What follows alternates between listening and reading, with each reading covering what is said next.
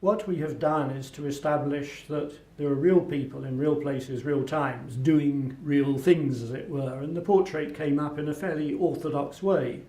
We've got lots of evidence of the relationship of Leonardo's father to Francesco del Giocondo, the somewhat opportunistic silk merchant and wheeler dealer who was Lisa's husband. Lisa is old landed gentry, not much money, but a good family name, the Gherardini. They're a traditional old Florentine and Tuscan family. Francesco del Giocondo, Lisa's husband, seems to have been quite an operator. His main business was silk, but he branched out into anything that made money. He imported leather from Ireland, he imported sugar from Madeira, he invested in property, he lent money.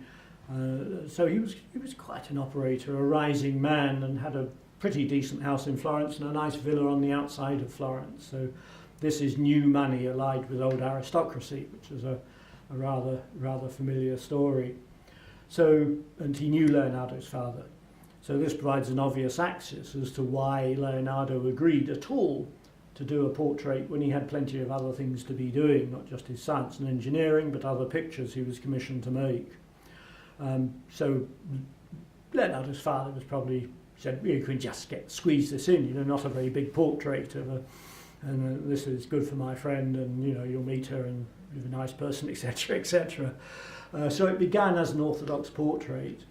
What becomes clear from looking at the portrait intensively, looking at Leonardo's notes, what he wrote, and also at the technical examination of the portrait, that it started as a portrait and it became what I call a universal picture. That Leonardo started to pour into it an enormous amount of what he wanted painting to do, the science of art, how you handle light, how you handle colour, how hair grows, how it moves, what landscape is like, how a landscape evolves. And Leonardo develops these incredible ideas about the earth as being very ancient and having evolved and changed. So you can see in the landscape behind Lisa, there's erosion, there's mountains which are going to collapse, there's watercourses coming down. So this is the living body of the earth, as he called it, the body of the earth, with venae d'aqua, with veins of water, vessels, blood vessels of water, as it were. So there's the woman's animate body, which is apparent if you look at her and the sense of the curling of her drapery, the curling of her hair, the movements of her mind. So there's an enormous amount of visual science which he's poured into that portrait. And the other dimension to it, if that's the science, we also have poetry. Italian poetry from Dante onwards was dominated by love poetry, these remote idealized women, who the poets are always lamenting, they're weeping, they're collapsing in front of the beauty, they're completely beguiled by the wondrous eyes and beautiful smiles. And these are recurrent tropes in Renaissance love poetry, to the point where you begin to groan at the end of the day, you get so many of them. But Dante and Petrarch do it just wonderfully before Leonardo, but Leonardo knew poetry very well. He had these authors in his library.